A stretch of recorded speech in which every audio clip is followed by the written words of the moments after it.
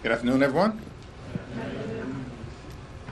Donald Trump and Republicans have once again failed the American people.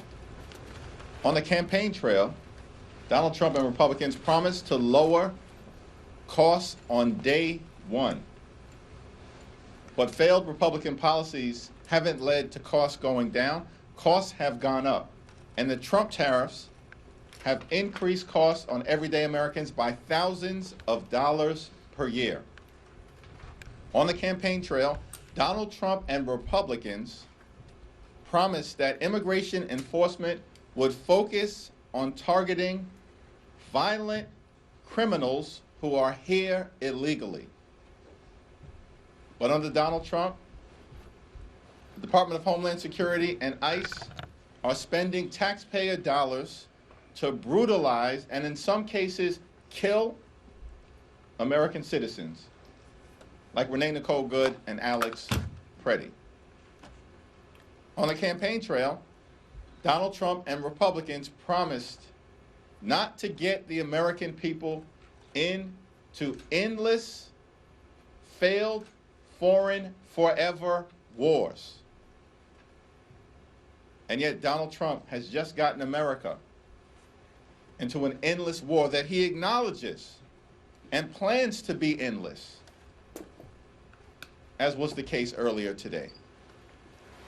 And we've already tragically lost the lives of 6 American service members because Donald Trump, without justification and without coming to Congress, has gotten America into a Middle Eastern war that we know will not end well based on what we've already seen in Afghanistan, in Iraq, and for that matter, in Vietnam as well. Donald Trump and Republicans have consistently lied to the American people over and over and over again on matters related to both domestic and foreign policy. These extremists have been a complete and total disaster. They have consistently failed the American people. And Democrats are here to offer a better path forward.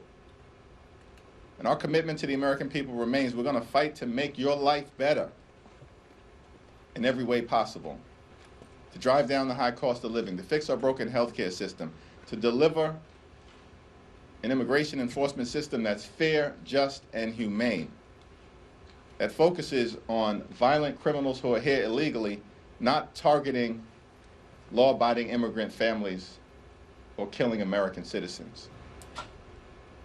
And we are here as Democrats to make sure that we're spending taxpayer dollars in ways that are designed to improve the quality of life of the American people, not launching another endless war in the Middle East that is destined to cost more American lives and billions, if not trillions of dollars, unless Congress is able to stop Donald Trump in his tracks, which is what it is our intention to do. Questions? Even though the War Powers Resolution is an issue with Democrats that you're going to be bringing up, unfortunately, as we know, even if it does pass the House and the Senate, it will be vetoed by the President. Is there anything more that Democrats can do? It's important for us to take the step that is in front of us right now, which is to work to make sure that the War Powers Resolution, which is bipartisan in nature, passes on the House floor today. Every member of Congress needs to go on record. This is a matter of the utmost significance that the framers understood would perhaps be the most important decision that members of Congress would make. And in fact, they decided that in our system, they don't want a king-like figure being able to unilaterally decide to send American men and women to war. That's why in Article 1 of the Constitution, this power was explicitly given to the Congress. And it's now the Congress's responsibility to go on record, because Donald Trump has unconstitutionally and illegally chosen to launch a war. He's describing it as a war. So-called Secretary of Defense, Pete Hegseth, is describing it as a war. Other members of the administration are describing it as a war. and is a requirement under the Constitution that it's members of Congress who make the decision as to whether to get us entangled in this kind of armed conflict, and that's what the resolution this week will be all about. Thanks. Thank you, Leader Jeffries. On immigration, the Trump administration has taken several actions regarding international students during its term. Most recently, it was revealed that Secretary Noem is reconsidering the optional practical training period for international students, which allows them to work for a bit after they graduate. Many conservatives in Congress have called for the program to be ended so students can be sent home early. What do you think about ending this program, and what does it mean about the U.S. being a place for people around the world to come and study? I have to evaluate the particulars of this program, and we'll be happy to do so moving forward. Let me just say about Kristi Noem, she is a disgraceful, despicable, and deplorable human being. Why is she still around? Like, I do not understand this. The American people want her to go. People of goodwill want her to go. There are Republicans who want her to go. She's not qualified to lead the Department of Homeland Security or any other agency in this country, for that matter. I mean, this administration is so completely and totally out of control. They've so failed the American people. Exhibit A at this moment, of course, is Kristi Noem. How disgusting is it that she could not even apologize to the families of Renee Nicole Good and Alex Preddy when given the opportunity to do so in their presence for slandering those two American citizens and calling them domestic terrorists when she knew better than that. So one, I don't have any confidence in anything that Kristi Noem stands behind, but I'm happy to look at the particulars of this program. Thanks. Thank you, Mr. Leader. We heard about the fact yesterday that, in the game today, briefing yesterday, that potential possibility of supplemental for the conflict came up. Can you confirm that they've come up if there's a discussion, and where do House Democrats stand on the possibility of additional funding for this conflict going on, since we don't know how long it could go on? Yeah, there was some reference made to it, but the nerve of these extremists to want to raise the possibility of coming to Congress for supplemental funding related to a war that we haven't even authorized yet. And so we're not there. What's in front of us right now is the War Powers Resolution that House Democrats will strongly support. And what is also clear is that the American people are strongly opposed to the actions that Donald Trump have taken in the Middle East. Because the president, as candidate, promised not to get us involved in an endless war. Why are we spending taxpayer dollars, billions of dollars, to bomb Iran as part of some regime change effort that the American people want no part of at this point in time, as opposed to actually driving down the high cost of living, lowering the cost of groceries, health care, housing, child care, and electricity bills, which the American people are suffering under the crushing weight of right now because of Donald Trump's policies. We should be spending taxpayer dollars to drive down the high cost of living, not funding Donald Trump's unlawful, unauthorized, and unconstitutional endless war, to use his terms, in the Middle East. Yeah, it looks like there is now an alternate War Powers resolution. Are you going to encourage people to support both, one over another? What is your thinking on that? Haven't seen the alternate War Powers resolution. Right now our focus is on the resolution that will be on the floor this week. Okay. But there's a few House Democrats who are saying they may not actually support the War Powers resolution. What are you telling those folks to try to get them on board? We'll have a conversation as a caucus tomorrow in the aftermath of the secure briefing that takes place this evening, but before the debate that occurs on Wednesday, and of course the ultimate vote on Thursday. We'll continue to make the strongest possible case. There is going to be very strong Democratic support for the War Powers resolution across the ideological spectrum. That I can guarantee you. And there may be a handful of members who have still not made a decision, and want to participate in the secure briefing before they come to a final conclusion. Here's the thing.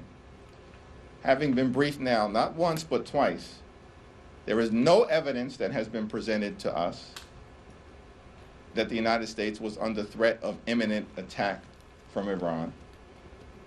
Zero evidence of that. In fact, many members of the administration have actually publicly now admitted that. So if in fact that was the case, it's hard for the American people to understand the rationale from launching a preemptive war in the Middle East that has now spread to more than half a dozen countries and resulted in the death of at least 6 brave, courageous, heroic service members. That's unacceptable. And we'll continue to have conversations as we move forward over the next few days, particularly in the aftermath of the administration's briefing. Thanks. Thank you, Leader Jeffries. Republicans are using the Iran operation as justification to put this DHS funding bill on the floor again this week. They've argued essentially that the resulting heightened threat level in the U.S. Means that the DHS shutdown needs to end. What are Democrats' response to that strategy? Donald Trump launches an unauthorized war in the Middle East. He characterizes it as endless.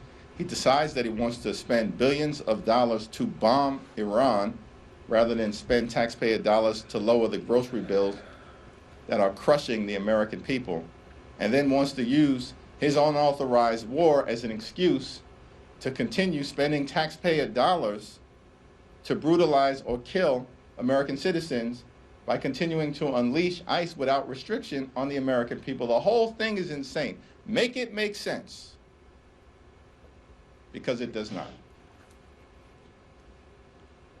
Thank you, Leader Jeffries. Back in 2011, Nancy Pelosi said that President Obama didn't need congressional approval to bomb Libya. Now House Democrats say President Trump needs that approval to bomb Iran. What's the difference? Well, obviously, Libya and the circumstances connected to that were very different than the circumstance that we face in Iran right now. I mean, I don't even understand the genesis or basis of that question, not suggesting that you're not asking it in good faith. But obviously, as I've indicated, first of all, it was not in Congress at the time. So we're dealing with what we're dealing with right now, which is a catastrophic, endless war, as Donald Trump has characterized it, without any justification that there was going to be a preeminent assault or attack on the United States of America, either in our homeland or as it relates to our interests in the Middle East. The administration is not even pretending like they have intelligence or information at this point, publicly. And certainly there's been nothing that has been presented to us privately to justify a preemptive strike of this nature that has triggered an all-out war in the Middle East. And by the way, Donald Trump is the one who said in the aftermath of the 12-day war that Iran's nuclear program has been completely and totally obliterated. Not my words, his words. So was he lying to the American people then, or is he lying now?